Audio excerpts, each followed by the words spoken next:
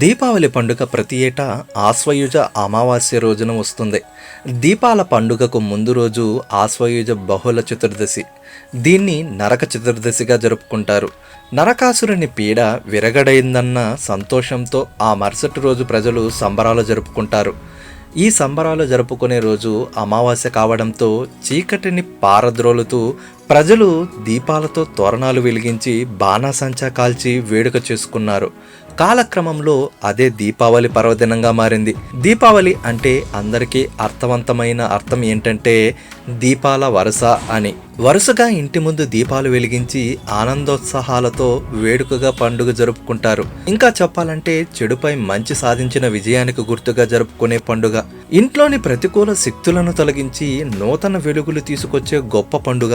హిందువులతో పాటు జైనులు, బౌద్ధులు, సిక్కులు, ఇతర మతస్థులు ఆరోగ్యం, సంతోషాన్ని కోరుకుంటూ జరుపుకునే పండుగే దీపావళి. దీపావళి వేడుకలు రాముడు అజ్ఞాతవాసం నుండి అయోధ్య రాజ్యానికి తిరిగి వచ్చినందుకు గౌరవంగా జరుపుకుంటారు. అయోధ్య నగరం రాముడు, సీత మరియు లక్ష్మణులను ముక్త కంఠంతో మరియు దీపాలను వెలిగించి స్వాగతించింది. ఈ సాంప్రదాయం నేటికి కొనసాగుతోంది. రామాయణంలోనూ దీపావళి ప్రస్తావన ఉంది. పురాణ కథనం ప్రకారం భూదేవి వరాహస్వామికి అసుర సమయంలో జన్మించిన వాడే నరకాసురుడు. శ్రీహరి చేతిలో చావులేని విధంగా తల్లి చేతిలోనే మరణించేలా వరం పొందాడు. వరగర్వంతో లోకకంటకుడిగా తయారైన నరకుడు ముల్లోకాలను పట్టి పీడించాడు. నరకాసురుడి బాధలు భరించలేని దేవతలు, మునులు, గంధర్వులు శ్రీహరికి తమ గోడు వెళ్లబోసుకున్నారు. వారి మొర ఆలకించిన శ్రీ మహావిష్ణువు ద్వాపర యుగంలో కృష్ణుడిగా అవతరించి సత్యభామతో నరకాసురుణ్ణి సంహరింపజేశాడు. నరకాసుర సంహారంతో అందరూ ఆనందంగా పండుగ చేసుకున్నారు. చతుర్దశి నాడు నరకుడి మరణించగా ఆ తర్వాత రోజు దీపాలు వెలిగించి సంబరాలు చేసుకున్నారు. దీపావళి అంటే దీపాల వరుస అని అర్థం. కొన్ని ప్రాంతాల్లో దీపావళిని 5 రోజుల పండుగగా జరుపుకుంటారు. ఆశ్వయుజ బహుళ త్రయోదశితో ప్రారంభమైన దీపావళి వేడుకలు కార్తీక శుద్ధ విదయ భగినీ హస్త భోజనంతో ముగుస్తుంది. ఆశ్వయుజ బహుళ త్రయోదశినే ధన త్రయోదశిగా జరుపుకుంటారు. ఇంటిని శుభ్రం చేసి పాత సామాన్లను శుభ్రం చేస్తారు. కొత్తగా కొనుగోలు చేసిన వెండి, బంగారు ఆభరణాలు ఈ రోజున పూజలో పెడితే ధనలక్ష్మి అష్టైశ్వర్యాలను ప్రసాదిస్తుందని విశ్వసిస్తారు. అందుకే ధనలక్ష్మి, కుబేరులను భక్తి శ్రద్ధలతో కొలుస్తారు. బంగారం, వెండి కాకుండా ధనత్రయోదశి రోజున ఏ వస్తువు కొనుగోలు చేసినా శుభం జరుగుతుంది అంటారు. అమృతం కోసం దేవతలు క్షీరసాగరాన్ని మదించినప్పుడు ధనత్రయోదశి రోజునే లక్ష్మీదేవి ఉద్భవించినట్టు పురాణాలు పేర్కొంటున్నాయి. అందుకే ఈ రోజున తనను పూజించిన వారికి లక్ష్మీదేవి అనుగ్రహిస్తుంది. ఏ వస్తువు ఇంటికి తెచ్చినా అది అమృత భాండంగా అవుతుందని చాలామంది నమ్ముతారు. ఆరోగ్యానికి, ఔషధాలకి అధిపతి అయిన ధన్వంతరి జయంతి కూడా ఈ రోజే. క్షీరసాగర మదనంలో లక్ష్మీదేవి కామధేనువు, కల్పవృక్షం, ఐరావతం లాంటి దివ్య శక్తులతో పాటు ధన్వంతరి ఆవిర్భవించాడు. ఒక చేతిలో అమృత భాండం, మరొక చేతిలో ఆయుర్వేద గ్రంథంతో పాల సముద్రం నుంచి తరలి వచ్చాడు ధన్వంతరి.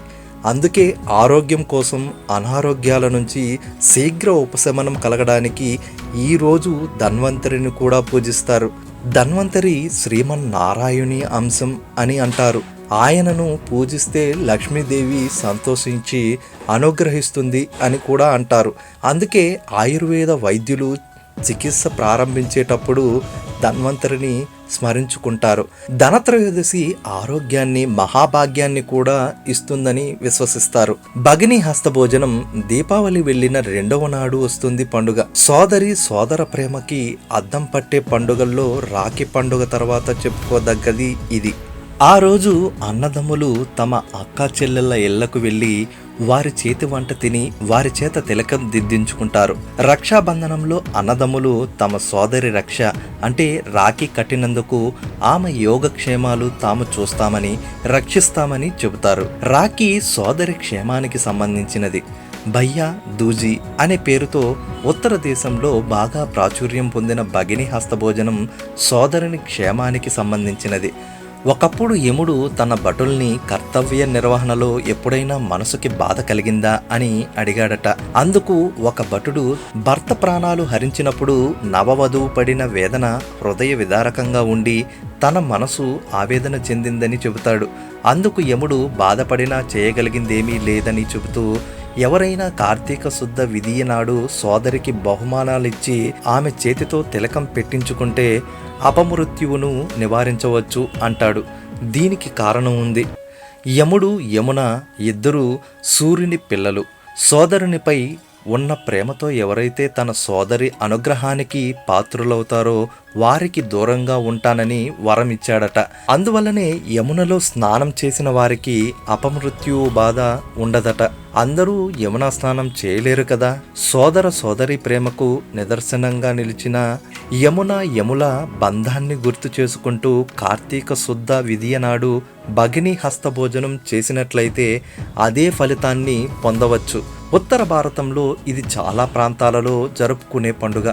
మన ఉభయ తెలుగు రాష్ట్రాలలో ఈ భగిని హస్త భోజనం రాఖీ పండుగ జరుపుకున్నట్టు జరుపుకోరు. దీపావళి నాడు లక్ష్మీ పూజ, అమావాస్య తిథి, ప్రదోష కాలాల్లో సూర్యాస్తమయం నుంచి అర్ధరాత్రి వరకు జరుగుతుంది.